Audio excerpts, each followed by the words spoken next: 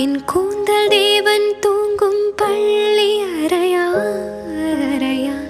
மலர் சூடும் வயதில் என்னை மறந்து போவதுதான் முறையா நினைக்காத நேரம் இல்லை காதல் ரதியே ரதியே உன் பேரை சொன்னால் போதும் நின்று வழிவிடும் காதல் நதியே என் சுவாசம் உன் மூச்சில் உன் வார்த்தையின் பேச்சில் 5-6 நூற்றாண்டு வாழ்வோம் என் வாழ்வேவா மலர்களே மலர்களே இது என்ன கனவா மலைகளே மலைகளே